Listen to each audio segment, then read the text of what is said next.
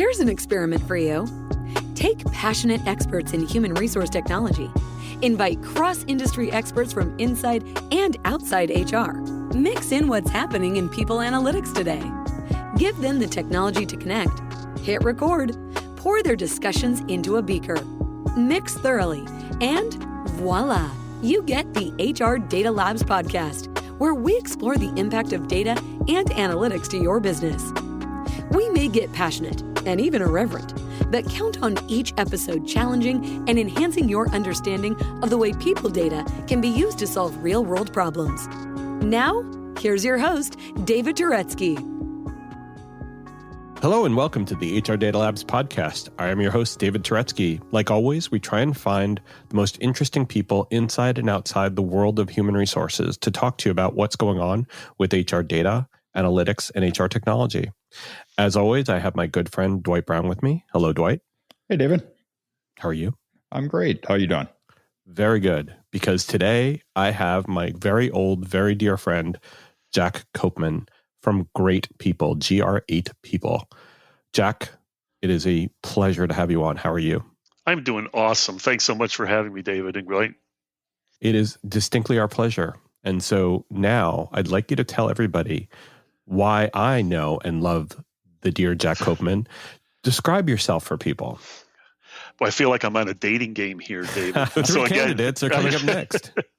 Hey, again, thanks so much. So, I'll start with I am the husband of one, the father of two, and the grandfather of four. So that's probably new news since we had a chance to chat. But I have spent my life kind of in sales and marketing roles. Early in my career, I was carrying cash registers up and down the street and talking to restaurant owners and retailers and talking about the virtues of automating your front end cash procedures and everything.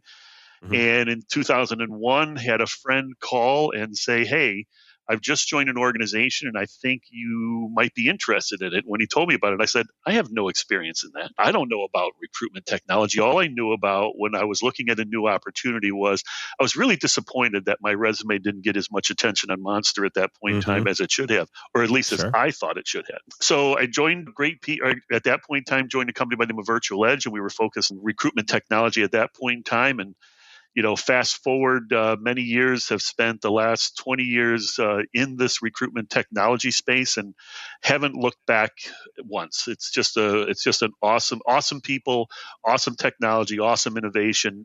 But what's nice is that tomorrow's going to be completely different, and that's what keeps us sharp on our toes.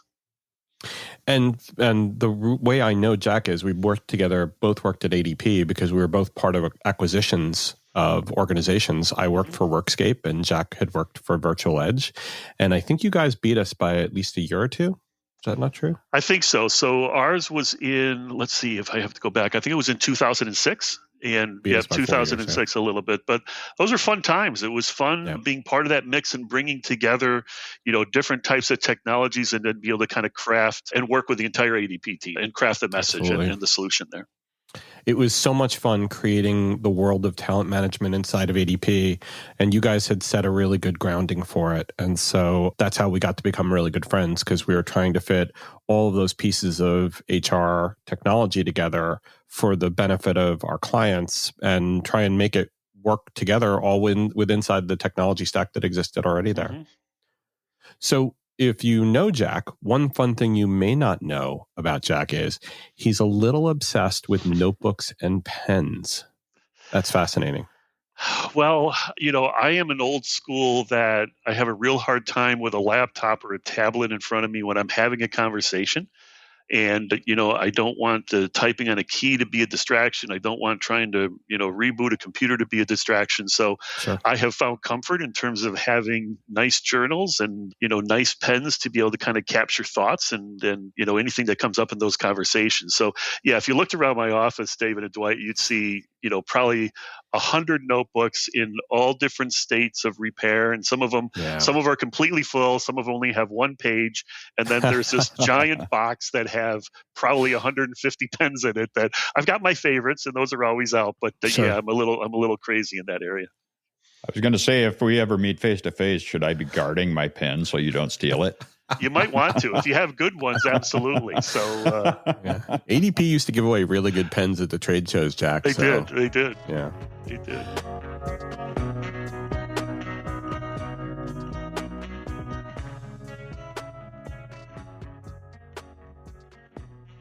So today's topic is very near and dear to a lot of our hearts, especially people who are out on the front lines, who are either trying to recruit people or who are trying to get recruited. And it's talking about the hiring process and what change has gone through. And we used to talk about the applicant tracking system as being the system of record for the entire recruiting process. And that might be a thing of the past. So today, what we want to talk about with Jack is the past, present, and future of this process and of the technology that supports it. So Jack, our first question is, let's talk about the past. Let's talk about the suite of products that the recruiting team has been using and talk about how that technology and the data around the technology has evolved. Well, and we'll start by the past and we'll talk about where it's been. Hey, everybody. I'm Lori Rudiman. What are you doing? Working? Nah, you're listening to a podcast about work, and that barely counts. So while you're at it, check out my show, Punk Rock HR, now on the Work Defined Network. We chat with smart people about work, power, politics, and money. Are we succeeding? Are we fixing work? Probably not. Work still sucks, but tune in for some fun, a little nonsense, and a fresh take on how to fix work once and for all. Yeah, we'll kind of use that rear view mirror a little bit here. So, I think when I got into it and shared, I got into, the recruitment space a little over 20 years ago. Actually over 20 years ago. At that point in time, it was very much there was really applicant tracking system. And that was the technology that recruiting teams or staffing teams, it's been interesting watching the change in the naming of the naming conventions of this space. But that was really the technology. So, it was very much applicant focused. It was very much driven by compliance initiatives in the organization, making sure that they were capturing the right information, making sure that when they did candidate searches that, they were conforming to OFCCP regulations and everything. Sure. And at the end of the day, it was really, okay, let's make sure we have an applicant tracking system so we don't get into trouble in some other way. And of course, conversations would always revolve around performance and usability for the recruiters and the hiring managers and the job seekers and everything. But to that applicant tracking system, then, there was still the need to integrate with your core HR or payroll platform. There was still a need to integrate with, again, in that compliance, integrate with background screening tools or assessment tools to try to get to the right person and such. So you did have that applicant tracking system was the hub, and that was really the piece of it. But then there was a lot of different components that got plugged into it to address different challenges in the hiring process or to sharpen the pen and the pencil a little bit better. I don't know if you remember this, but I go back to the days when a requisition was a piece of paper. And when a hiring manager needed to recruit for someone, there was this process flow that would be on the manila envelope. And it would go from, and we've talked about manila envelopes a lot on the HR Data Labs podcast, but how it would go from place to place to place in order to be able to get the requisite information and insight needed for that end user, in this case, the manager, to actually request a position or request a person or request a position that had to get filled. And then it would go through and go to HR to make sure we had the head count and go to comp to make sure we had the right either FLSA or at the right compensation ranges. Then it would go to the recruiter and it would sit with the recruiter until it was filled or until the applicants would start coming in. And so that paper process, and maybe I'm going way too far back, but I think that paper process generated the current process we even live with today, because a lot of the stuff that we're dealing with today really still, I mean, even you mentioned the compliance about it, all of that stuff dealt with just automating the paper. Right. Yeah. I mean, you had a lot of things to automate, right? You had that whole internal process that took weeks, and I'll say weeks, but from the point in time that a hiring manager had a need to the point in time that it was approved and everything, well, you're already 2 weeks behind. And remember, when those applicant tracking systems came up, it wasn't too far after, the whole advent of paper advertising, right? Posting a job and advertising it. And I think what when applicant tracking systems came out, the big value that organizations were seeing was that as people applied through the ATS, I could consider them for an opportunity down the road. Right. Prior to that, it was like, okay, I had 1,000 applicants for that position. Now I'm posting a very similar job, just in a different location. I need to go through that whole process again. So that retention of those profiles is really key in the applicant tracking system world. And the internet made all of this so much easier, because it used to be, and I found my first job through the New York Times classified section, but it used to be that you had to post on a newspaper and you had to get into their calendar. Yep. You had to make sure that they could get into the Sunday paper or whenever you were advertising it. But the internet has made that, and gosh, I sound so old now, but the internet has made that process it's automated, but it's just made it so easy. And inherently, I mean, if you look at the past, inherently, a lot of the things we used to do, the classified ads, that's just all it is right now. That's what Indeed and LinkedIn and Monster all have been. It's just the classified sections of the newspaper. Yeah, we were fortunate when we started Virtual Edge, because we were one of the first that were kind of born on the web. At that point in time, it wasn't cloud, it was ASP, right? So active server pages for those who don't remember. Absolutely, yep. We need a lexicon of these, like the old days, acronyms. Right? Acronyms. But so it was fortunate that we were kind of born in the web, and we didn't have that legacy to bring along with us like some of the other providers did at that point in time. Sure. And I think what we've learned along the way is that, especially when things happen and have happened because we were moving paper around, and the lexicon is still the same, and people say, when was that email postmarked? Postmarked? What? What? When did you? Again, that's us, the ones that have the gray hair, say that. But it basically translates to what we're dealing with today in a lot of ways through the processes that we still carry. Mm-hmm. And so, as you said, Virtual Edge is one of those old products that were created pretty much net new on the web for the web technologies to serve a different new process. And I wonder if we still haven't, and we'll talk about current in a second, but I wonder if we still haven't overcome a lot of those still artifacts from the past. That's a great question. I think there's still, many times when we talk to customers, they always kind of bring up, well, as an example, this is my process for creating a new position. I have to do this. Right. I have to get it salary banded. I have to do this. Then I have to send it out for 18 different approvals. And many times, organizations, because those processes are so rooted in their culture that they want to know, can I do 18 approvals?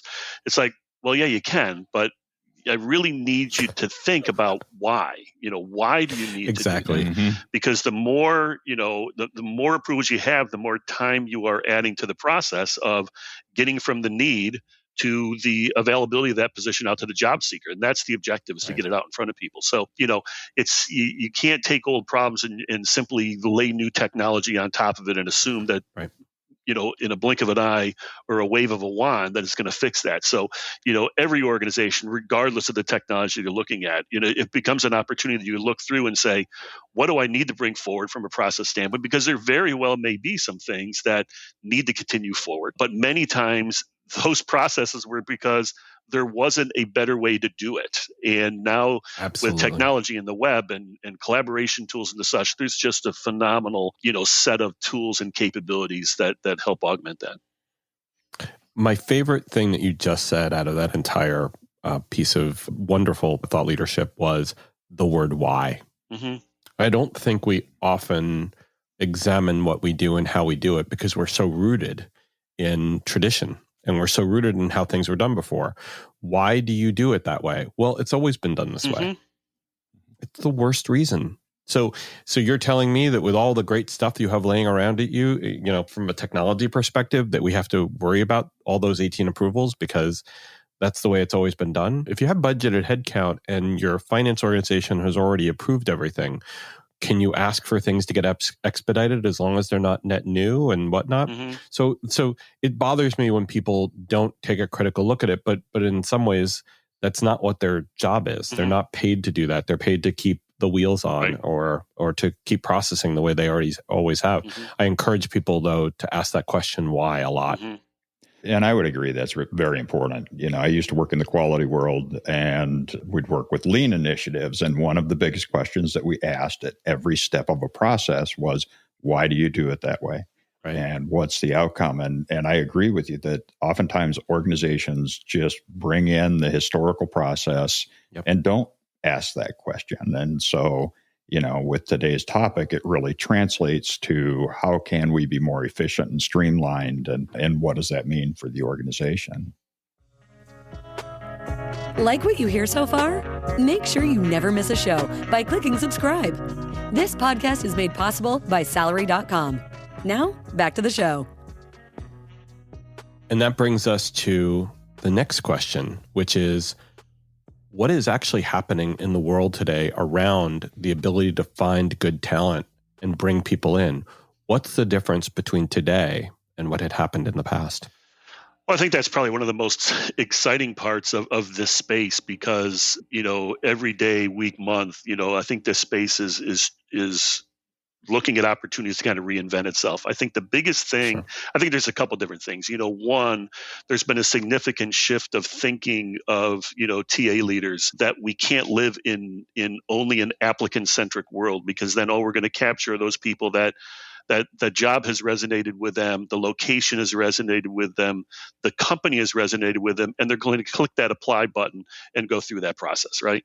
Now, the pendulum on talent keeps swinging back and forth. There's times that we've got an overabundance of talent, and there's times that we just can't find anybody for specific roles. So the thinking around it has really changed to, I really need to have an opportunity to cast a broader net to capture both those applicants as well as people that maybe come to the brand, come to my site, but don't see their dream job. Again, maybe not the right position, maybe the not right seniority, maybe not the right location, but we hope that there's something that resonates with talent about our brand. Speaking as a TA leader, we hope there's something that resonates about their brand that they want to learn more. And that's the ability to kind of capture that information. So I always think about, that approach to more of a total talent kind of an approach. So, if you're thinking about advertising jobs, shouldn't you be thinking about past applicants? Shouldn't you be thinking about people that have a simply expressed interest? And shouldn't you be thinking about employees that are looking for their next step in the career? So I think we've shifted from this applicant only to a broader thinking of talent that I want to speak with.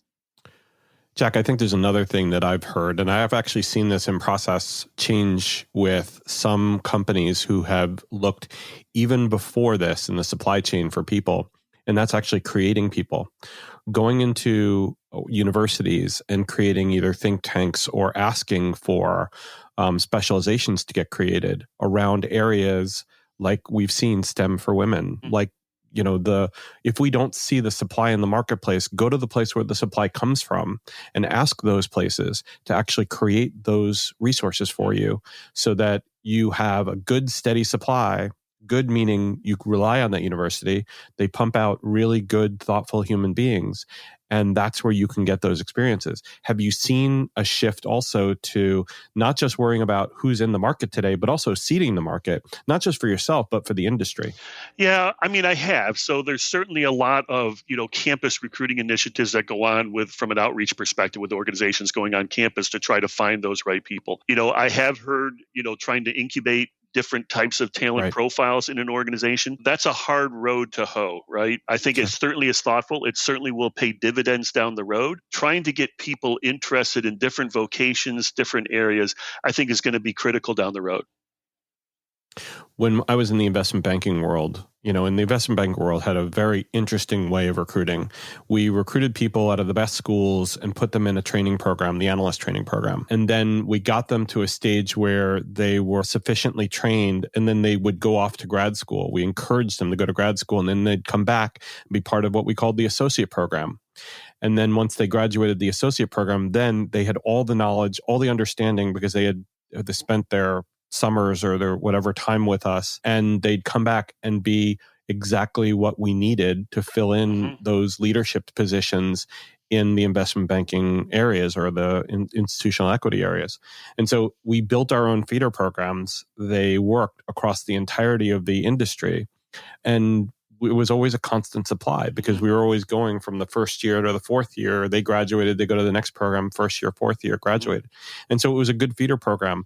And I don't see that happening a lot in other industries. Do you? Yeah, I mean, we've seen, there's a lot of industries that are still, challenged from they've got a supply problem, right? If you think about pharmacies and the such, there's still gaps in that supply demand curve. And so, there's a lot of organizations that are tracking, people that are just entering pharmacology schools, looking at that their first year, their second year, and beyond, and starting engaging with them so that when they come out with a degree that your organization is going to be top of mind. And, I think you're seeing it in engineering because there's still an imbalance between that supply and demand. And I'm sure there's other organizations, some industries are tough, some of the high volume hiring is tough to do that with. But I think when you get into some of those specializations that require longer educational curves and the such and different certifications, the earlier that you can get your branding message in front of them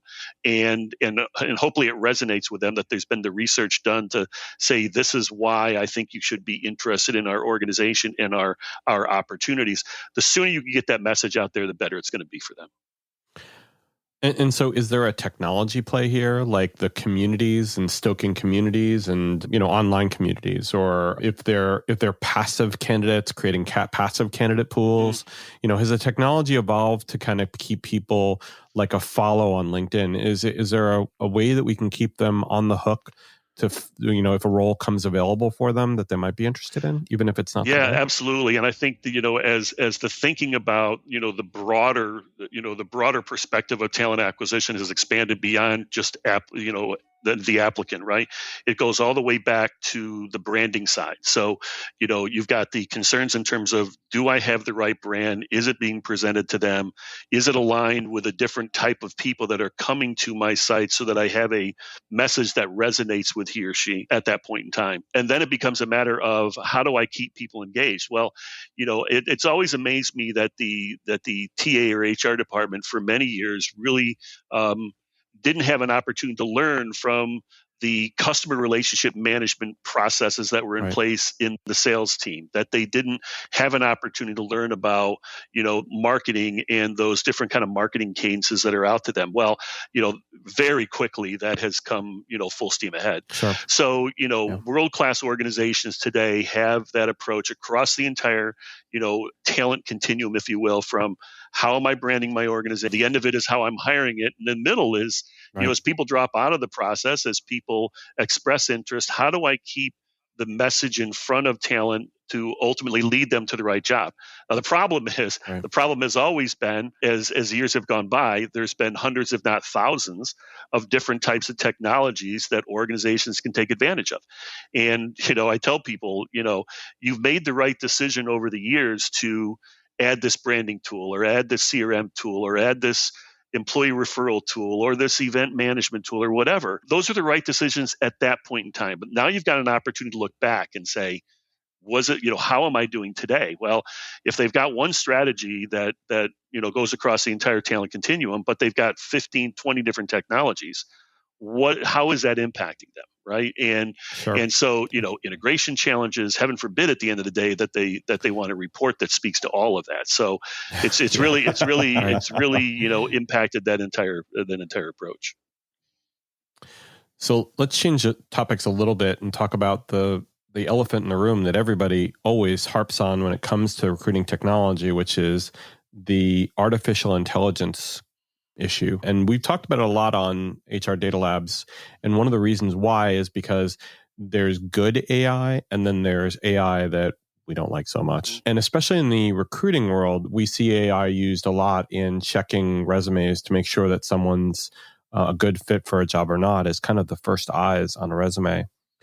Can you talk about what's happening in the world today around AI and how you think it is affecting the candidate experience? Yeah, I mean, so I think everybody's got a different definition of AI. And I think sometimes they get confused with automation, right? We think, well, if I'm automating it, so I'm doing it through AI. I always look back and say, what are the steps in the process that AI can help with, or that some kind of an engine, some kind of a tool can help with? And our major constituents, not just ours, but anybody, is really about the job seeker and the recruiting function. So from a recruiting side, why do I have to go through and fill out this complete form that just to find a job that I think is a match for me? So I think that you're starting to see different AI-oriented tools at the front end, whether they be chatbots, whether they be tools that allow you to simply upload a resume and say, hey, find the job for me. I don't want to search. I'm a valuable commodity. I shouldn't have to spend time hunting and pecking around to find that job. Here's my profile. Here's what I want to do. Here's my experience. You tell me if there's a fit in your organization, because if there is, I'm all in. If there's not, let's move to the next. So I think you'll see, much more on that side as well. And AI in the terms of knowing that job seeker, knowing what they're interested in. So the next time they come visit you, that you recognize them, you respect them, and you serve them up with additional information. So big theme today is all about candidate experience, because if you're not doing a good job in their eyes, they're going to move on. From the recruiter experience, there's so much manual work, David, and Dwight, as you know, right? It drives me nuts when a job is opened and I talk to recruiters and I say, well, tell me what you do. And they say, well, I really don't have visibility to anybody that's applied to jobs in my organization in the past. So, I have to go out and post this on a million different sites and look at the applicant pool as the result of that. Meanwhile, they've had people that were a bronze or silver medalist for a job that would have been a perfect fit for that. They've had people that they've been nurturing for months, many months to, talk about the brand. And they also have a lot of employees that would be looking for that next step in their career. So, the ability to now take all of that learning and do something really, really easy, but impactful to the recruiter. Here's the people you should be talking to now. Here's the people that are a match that you should be getting a message out in front of them now. While you're going through those 18 approvals, here's the people you should be reaching out to now and let them know that a job's upcoming and we might want to consider you for this.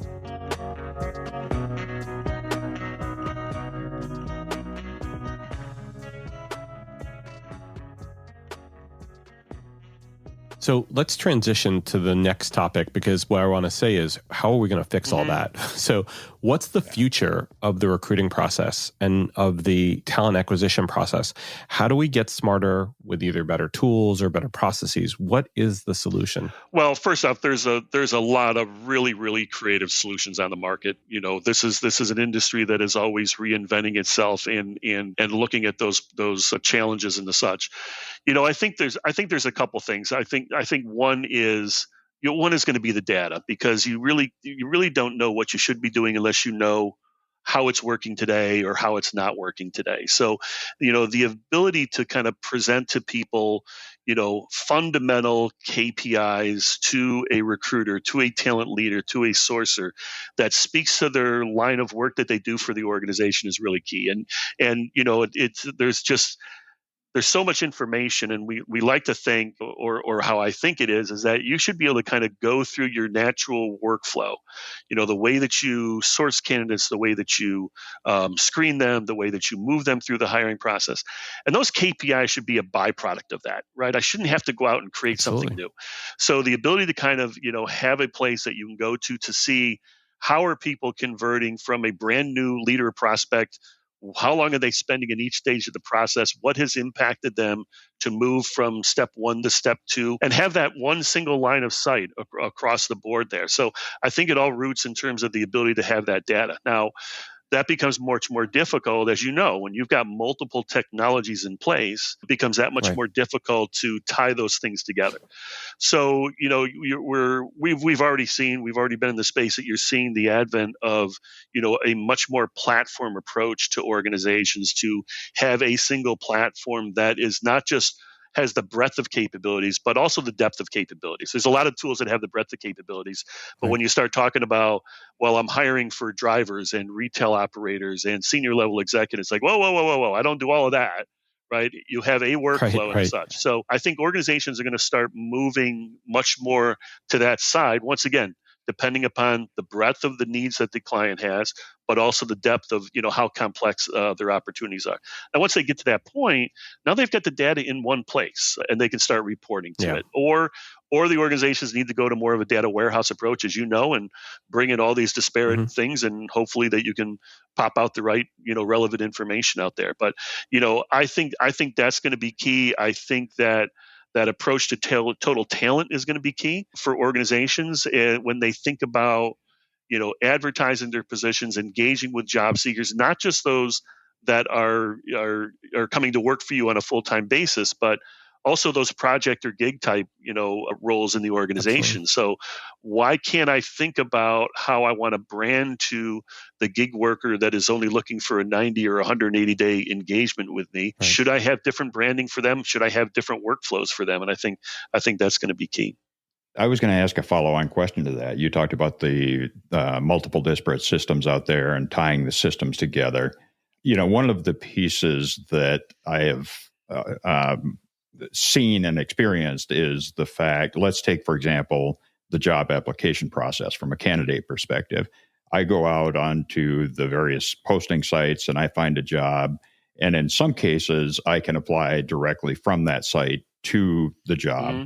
But in the majority of the cases, what I find is that I can do a preliminary, but then I have to go to the company's website and basically transcribe my resume into all of the fields for the applicant tracking system. So where it seems like that's moving at a snail's pace, and I have to think that tying together the technology is probably the limiting step there. What do you see as the biggest challenge to tying the technology together? What are you seeing out there in the market that's keeping us from doing a better integration system? Well, I think anymore, Dwight, I don't know, I don't know if it's necessarily a technology issue. Right. I mean, we've transitioned from a model that we were trying to exchange flat files and move them to FTP servers and grab them and then interpret them and such. I mean, we've moved into much more of a an API oriented world, right? So I don't know if technology is really the stumbling block there. I think kind of business models come into play, right? So when you think about a corporation, they want people to be returned to their website through their different advertising mediums so that investment they've made in the employer brand comes through to them.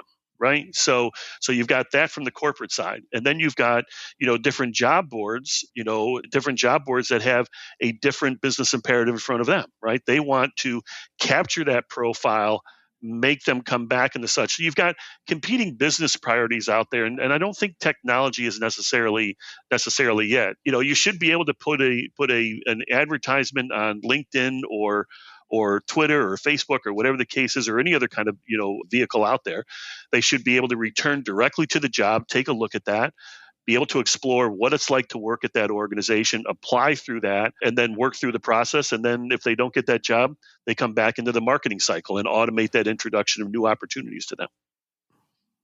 And Jack, using APIs, get the data directly from LinkedIn. So the person does not have to complete their application like in every single dotted dot and dot the I across the T, because that is painful and it makes the candidate say, oh, I got to do this again. And it decreases the candidate pool. It narrows the scope where people just get sick of it. They're like, well, I don't want to spend 2 hours on something that I'll probably get an automated reply for. So, yeah. Well, and the problem is that the velocity of change today is so high. People leaving, people looking for new roles, and there are many candidates out there looking for jobs. The question is, how do they optimize what they're doing in order to be able to find the right role? And like you said, there are some technologies that will help them look for it, but it can't help them be able to market themselves. It seems like it's a little imbalanced in the world where LinkedIn is a way for someone to market themselves and they can put their hand up and said, I'm open to work. But it doesn't seem like there's the closing of that loop, Jack, to kind of go back around to say, here's all the people who are out in the market. Here's their expertise. Here's what they're really good at. I can't believe there's not that one push into those ATSs or into those requisitions to say, and here are the great people that are available that want jobs and that are interested. Yeah, no, there are. So there are advances in all of that. So, there's been a lot of new, in addition to LinkedIn, there's a lot of new sourcing platforms and everything that have been introduced out that are places that recruiting professionals can go to find new talent and bring those profiles. We're big about experience, so we try to embed as many of those capabilities in our platform as possible to make it easy for the recruiter. We don't want them kind of going and spending time over here and such. We want them kind of focused on the work at hand. So there are a lot of different places that they can go to find talent and bring those over. But again, certain sites don't want you to have all the information from them because they want you doing the work within their platform and such. And that's fine. And, I certainly respect that. But, I'm always looking at the role of the recruiter and their, I have such tremendous respect for that role of the recruiter because, they are on the front line. They are representing the organization. The impact they can have on somebody's lives, finding the right job in their organization, I think is key. Right, exactly. So I'm always looking at that. How can we eliminate any kind of hurdle, choking point or anything that hits the fluidity of the process? How can we make sure we make their job easier to have more transparency to talent, more transparency to opportunities in the organization, and more collaboration across the team to make sure we get them into the right position?